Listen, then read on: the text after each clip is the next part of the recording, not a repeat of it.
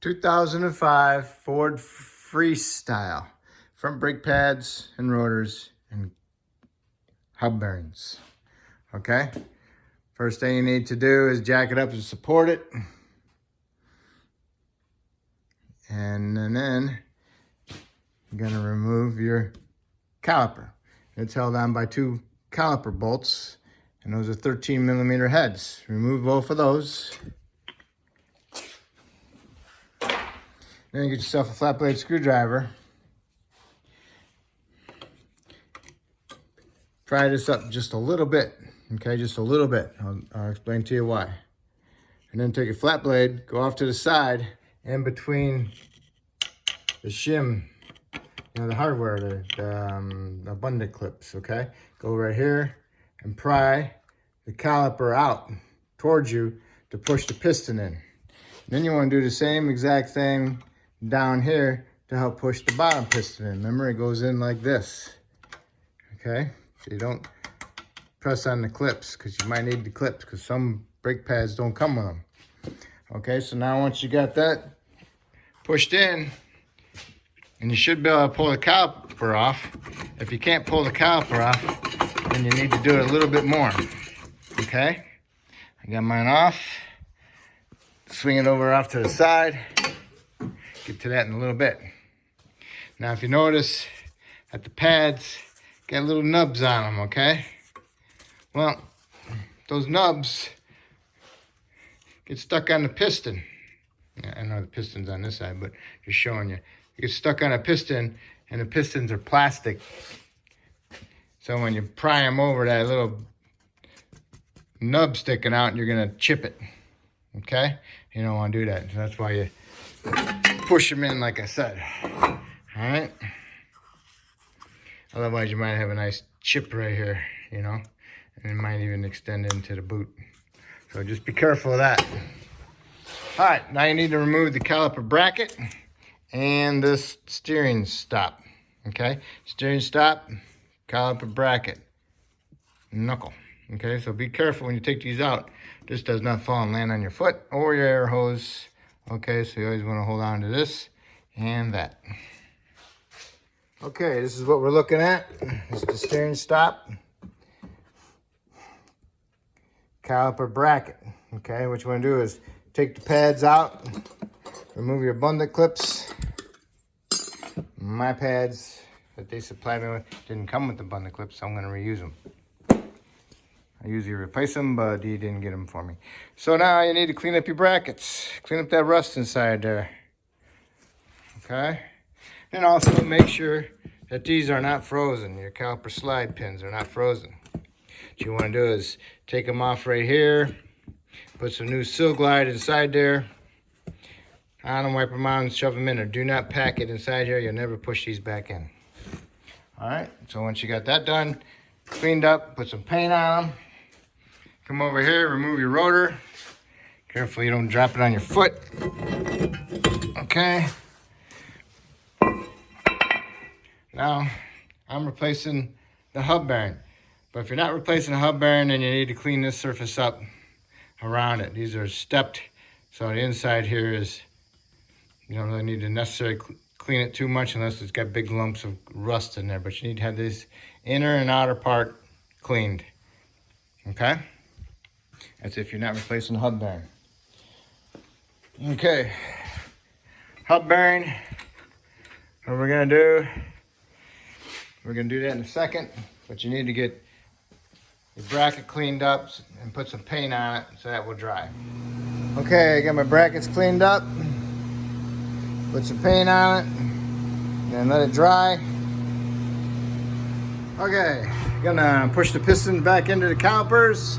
You can use a seat clamp with an old pad, squeeze them together, or you can have one of these tools, which is a ratchet, which is pretty darn nice, or I don't know, whatever else you got. But anyway, that's what I use.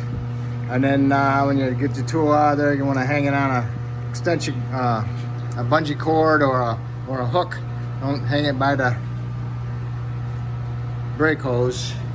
And then you want to remove your tie rod end nut, which is a 21mm. you might have to pry up on the tie rod end against the steering knuckle because the stud turns on the tie rod end, ball stud, okay? So once you get that off, then you can hit it with a hammer, break the taper loose. So now you can move it around so you can do your hub bearing. And another thing what you need to do is get yourself a 32 millimeter impact socket and remove your hub bearing axle nut. 32 millimeter, remove that. And then just what you want to do is get your hammer and tap on here to make sure it's loose. And it is loose, so you're good. Okay, so you got this done. Got that off, tie rod end off. That's so you can turn it back and forth to get to your bolts. So now you need to do is, you can turn it to the right or left and remove your 15 millimeter head bolts that are going through here. There's 4 of them, okay? All right, I'm having a hard time getting on these bolts, okay? Even if I push the axle in, I still can't get enough room to get on my bolt heads. So what I'm gonna do is we're gonna remove the lower control arm nut for the lower ball joint, pry the control arm down, and get it off there so we can swing this whole knuckle around and get it off the axle shaft so we can actually get to it, okay? So the lower ball joint is a 21 millimeter, and most likely it's gonna turn. So then you wanna put a 10 millimeter on the top of the ball stud so you can remove the nut, okay? Okay, see what I'm talking about? 10 millimeter wrench goes on top of it, of the ball stud. You might have to push the shaft in a little bit to get your wrench in between the top of it and the half shaft. So now, you got that off, now you can pry the control arm down and then you can pull the axle out of it. So now this thing is moving around a little bit. I got the top nuts loose. I got 3 of them out and 1 of them held in by a couple threads, just so you know, because I put new struts on it, and it does help. Otherwise it'd be really hard to pull this thing out. So now you want to do is turn it, turn the whole thing, and now you can get to your bolts. See them? All right. Okay, I got my bolts out. Now what you need to do is hit the hub bearing out with a hammer. Whoa, wait a minute. ABS sensor, don't want to damage it. So what you want to do is you want to remove it. And most of the time they're in there pretty good. So what you want to do is you want to remove the bolt, which is a 8 millimeter. Goes through this side over here, behind here. Here's the line. Follow it. And it's right here basically. Remove it. And then get yourself a little punch. Not a punch, but a decent punch. Or a flathead screwdriver. Put it across there like that. And tap on a little bit. And push that sensor out. Just tap on. You can spray some penetrant on that soak too. So when you get it out, then you can smack your hub with your hammer. Okay, just be patient. Spray it. It'll come. All right, that's what it looks like. Okay. Make sure it doesn't flop down in the way when you're smacking your hub. Okay, so now you can smack your hub and not hitting your sensor. Okay, the hub's out. Now you need to clean all this up. If you didn't remove your sensor, make sure you don't hit it when you're cleaning it and you'll break it. Okay? That's why you take it out. All right, so you need to clean this up and this surface up, and then here, get it all nice and clean. Try not to remove any of the aluminum. Okay? Okay, it's all cleaned up. Time for our hub bearing. Put some anti-seize on there.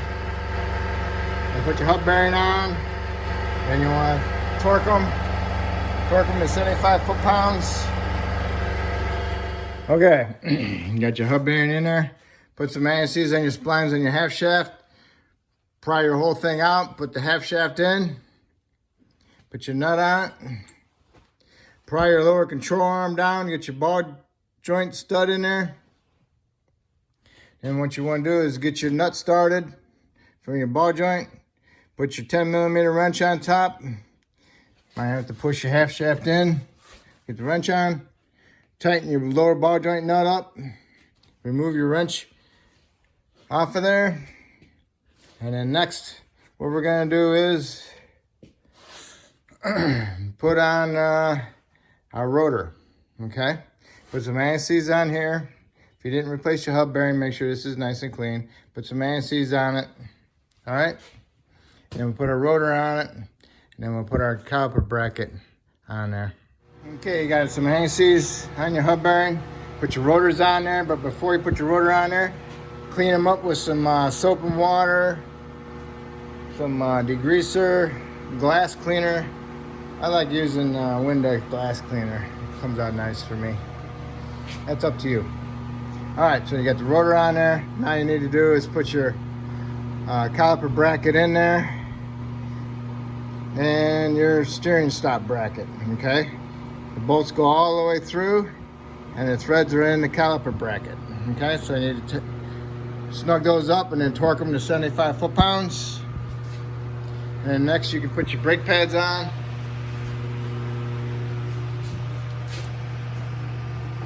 Put in there, get on that little spring, push them in a little bit, just like that. Do the same thing to the inner one. Put them in there. Find where the little spring part is, push them in there. If they don't go in there easily, then you gotta inspect with a light and get your eyeball on it, okay? I put vice grips on there to hold my rotor straight and also keep it from falling off, okay? So now we can put our caliper on and get our two caliper bolts in there. And you wanna tighten those to 30 foot-pounds. Okay, there we are. What you might want to do is connect up your ABS wire. Make sure it pushes in there nice and easily. And then put that little 8mm bolt back in there and snug it up. Do not bear down on it. All right, next we need to do is tighten up our axle nut. That you want to torque to 165 foot-pounds. What you want to do is you want to put your screwdriver in there, into the rotor, into the fins, and it helps keep the rotor from turning so you can torque it, okay? All right, you got the passenger side torqued. You want to push it down. So on the driver's side, you need to take your screwdriver and stick it into the bottom part because it's going to be the opposite direction, okay? Get the idea? All right, so that's that. Now, got both sides done the exact same way. Got your tie rods on, you got your caliper bolt tight, got your bracket bolts tight, got your axle nut tight, you got your lower ball joint nut tight. Okay, so next you need to do is put your tires on, torque the lug nuts to 100 foot-pounds. And then what you want to do is you want to lower it down to the ground, go inside the vehicle, pump the brake pedal up till you get like a good firm pedal. You got to do that before you put it in driver reverse because otherwise you won't have any brakes. So make sure you have a good brake pedal before you do put it in driver reverse. So that's how you do your front brake pads and rotors and hub bearings. If I helped you out, that's awesome. Hopefully you can help me out by subscribing. I appreciate it.